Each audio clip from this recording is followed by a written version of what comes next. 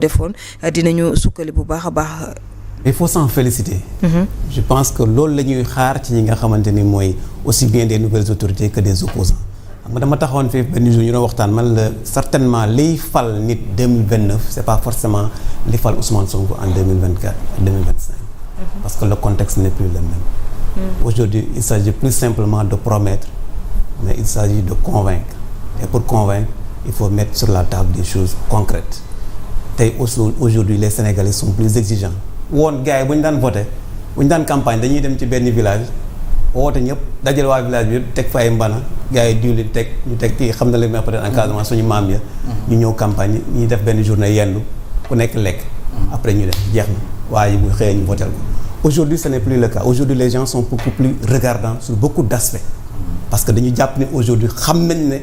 li gars yi yor du ñoom moomuñu ko si seen alal lay jóge seen poste lay jóge te ñoom Sénégalais xam nañ dañuy daj pour cotiser leen ñoom pour ñu entretenir leen donc forcément il faut que le contrôle soit beaucoup plus exigeant et moo taxoon ma ne aujourd'hui avec les opposants c'est fort heureux de gis lii nii moi j'ai bien aimé bi ma gisee hier li nga xamante ni mooy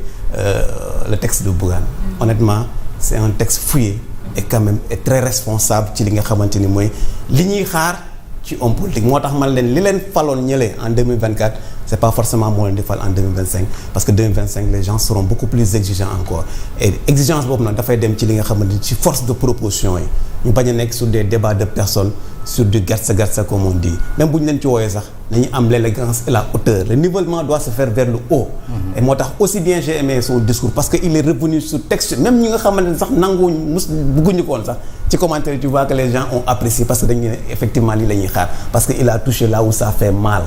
tey ku waxul xam ne courant tey la gën a seer woyofal bi diis na lool jamono jii da ngay jënd 5000 balaa ñetti fan mu ne fuuf toog te nit ñi amuñu déjà dañuy comme ni mu ko waxee dañuy leb pour lekk nga bëgg cee boole courant bëgg cee boole location bëgg cee bëgg a feebar bëgg a faju doo ko mën. ak le train de vie de l'État bi nga xamante ne vraiment dafa jàpp ne lu war nañ koo wàññi bu baax a baax. li rapport yi ñuy génnee dernier rapport d'exécution yi wane na ko li ci ëpp ci xaalis bi ñuy lefal lañ ko dugal ci fonctionnement on a investi que 2 milliards pour tout un pays donc ça veut dire que ça ne va pas ñun xam nañ moo tax man la aujourd'hui les gens sont plus regardants et foofu la ñuy xaar les hommes politiques ñu bàyyi ce débat de querelle de personnes là et j'ai bien aimé également l'attitude de Pape Malick Ndour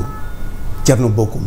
Thierno Alassane Sall boo leen gisee ils écrivent des textes fouillés yoo xamante dañuy poser ay problématiques yee Sénégalais yi sax ñu au-delà de ñoom acteurs politiques les gens dañuy dem di gëstu ci li nga xamante ne mooy ci li ñuy wax et je pense que foofu noonu la il faut saluer ailleurs les hommes politiques ñu ngi yor ay ngànnaay ay xeex di dem xeexi nous ici nos hommes politiques à travers des textes bien fouillés dañ ko teg ko sur la place publique je pense que foofu la ñuy encourager les hommes politiques mooy li ma wax aujourd'hui tey aujourd'hui amul parti politique boo xam ne ku bëgg nga jiite réew mi te doo am li nga xamante ni mooy sa plan wala sa livre boo xam ne da nga koy teg sur la table pour véritablement Sénégalais yi mën ko jàngat tey ñoom ñëpp am nañu ay plan yoo xamante ne ak ay textes yoo xamante ni voilà pour accompagner li nga xamante ni mooy seen ay vision donc c'est tout heureux véritablement ci fànn boobu maintenant bu ñu revenir nag si li nga xamante ni mooy ci inquiétude yi yaa ngi koy wax on a vu ñaari député anciens députés yi xam-xam màcc Cheikh Oumar ak Théodore Monteil ku ne xam na ne également seen xam-xam ci li nga xam mooy parce que bu fekkee da ngay wax askan bi normalement dama jàpp ne askan bi dafa am ku ñu jox seen baat muy les députés parce que c'est les représentants du peuple donc avant de parler peut-être mënoon nga dem foofu noonu parce que selon eux un premier ministre ne peut pas proposer un plan pour le peuple sénégalais et puis di dem feneen fu dul fi nga xamante ne moom moo di pencum ndaw réew mi grand théâtre représentant du peuple c'est pas le lieu adéquat parce que loo gis également da nga koy dugal ci contexte am pour mu ko jox ko dayoo su fekkee plan de redressement c'est aussi important aussi sérieux ak fi réew mi toll 15 mois après 16 mois après de gouvernance warul doon spectacle donc warul nekk spectacle voilà c'est-à-dire il faut l'amener mais di inviter ay tiktokers di inviter ñoo xam tegoon ko foofu noonu déglu man de déglu Aïssata Tall Sall déglu des anciens députés déglu ñoo xamante seen xam-xam màcc na nga teg plan ñu werante ko ak yow waxte ko xool li ci baax ñu jël ko man moo ma gënal téeméeri ju ne nga koy grand théâtre parce que après grand théâtre xam nga lan moo fay nekk ay xastante dugg ci ay détails ñàkk fayda yoo xamante après ñuy jël loolu noonu au lieu sax ñu jël la quintessence mais ils vont prendre des choses yoo xamante ni pour valoriser une personne alors que quand on parle de plan de redressement c'est le Sénégal man il faut pas que ñuy fooyee Sénégal di ko teg ci ay TikTok ak ay ñuy ñàkk fayda et malheureusement des fois am na ñoo xam ne foofu la ñuy bëgg a yóbbu et loolu baaxul nañu teg les vrais problèmes teg ko fi ñu ko war a teg man je suis convaincu que bu ñu ko tegoon assemblée moo doon ëpp dayo ëpp valeur parce que au moins tu as de la critique tu as des anciens yoo xam ne ñi ngi woon ci biir gouvernement xam doxalinu état et ils peuvent t'apporter des bonnes répliques bu bañ a nekk ci xasante parce que finalité bi mooy c'est le Sénégal qui va en gagner. Aujourd'hui nous souffrons tous. ñun ñëpp ñu ngi ci politique d'austérité. Pour certains il est en train de matérialiser peut-être li mu bëggoon faire sa déclaration de politique générale devant un jury populaire. mais xam nga yow mooy li ma la wax rek ça xam nañ ko parce que moom en fait peut-être c'est le mal du premier ministre c'est-à-dire il aime ces bains de foule ñëw taxaw avec une voilà un public conquis xam nga taxaw wax. après sànni benn picc fii gars yi jël tàccu après ñu ne xas na Thierno Alassane wala xas na Bougane ñu dagg loolu TikTok ko et pendant ce temps on passe à côté des priorités. moo tax bi président jëlee. comme l'heure est grave te itam dañoo bëgg a jubbanti. koom gi je pense que priorité bi mooy nga def focus ci liggéey. et tu prends les bonnes personnes. qui sont capables de t'écouter de déceler ton message xam li ci baax li ci bon ñi ne la lii baaxul. defal li nga renforcer wu. aucune œuvre humaine n'est parfaite. mais soo jàppee ni yaa gën ñëpp yaa mën ñëpp li nga xam kenn du ci mën teggi dara. tu te fourres le doigt dans l'œil. Et malheureusement des fois les gens sont dans ce populisme là te loolu baaxul ci réew mi l'intérêt mooy ce plan de redressement ñu génn et plan de redressement boo koy dégg dañu la naan da ngay njëkk a fay bor ci li ma dégg ci texte yi la ñuy wax. plan de redressement ñett la da ngay fay bor yi pour permettre gars yi mën a souffler pour secteur surtout la dette intérieure nga def politique d'austérité maanaam réduire le train de vie de l'État et je pense que fonds commun yeeg yenn yi nga xamante ni mooy caisse noire yi je pense que voilà yooyu ngay dajale pour ñoŋal gën a ñoŋal comme pour mën ko dugal ci secteur prioritaire yi et boo jógee ci lu nga ñëw ci ay objectifs spécifiques yoo xamante dañuy xam ni de bëgg nga jógee point A point B li ñuy bañ mooy disque bu rayé bi que woy on a trouvé ce pays là au 4e sous-sol on xawaam na non ça on en a fini depuis le 24 mars ba ñu voté les Sénégalais ont tourné la page de Macky Sall jox leen assemblée jox leen budget bu bees jox leen lépp jox leen les moyens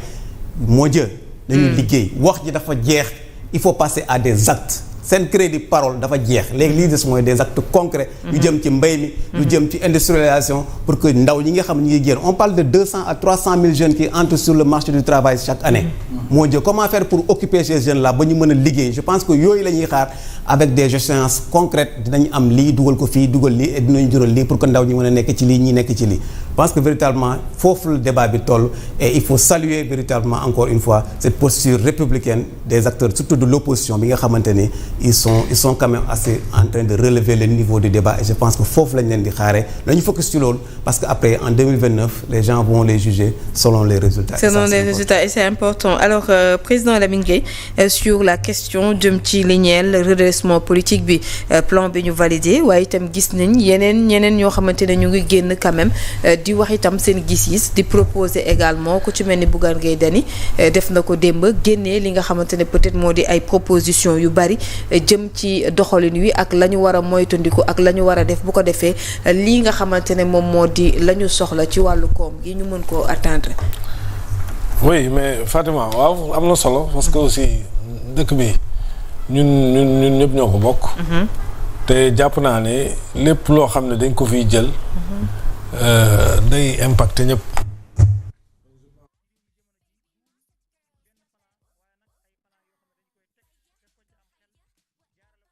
xam nga fii nag yooyu du fi am quoi fii adversité bi dafa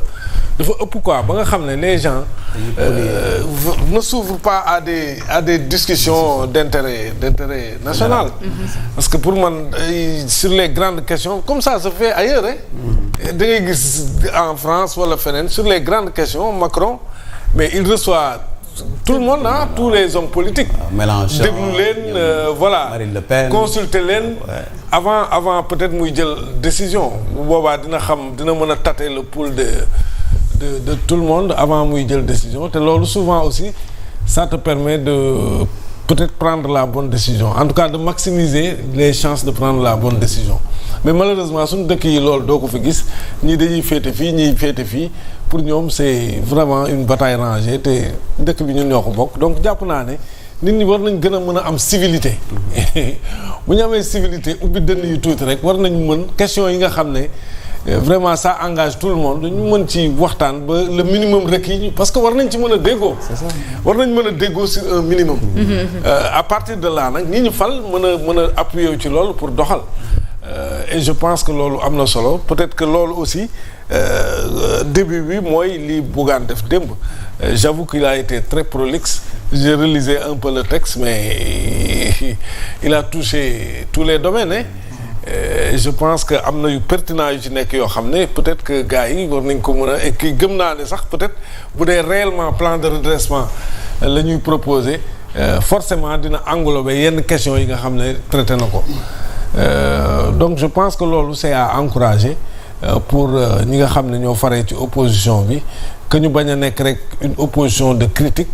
mais des fois aussi ñu nekk ay force de proposition parce que même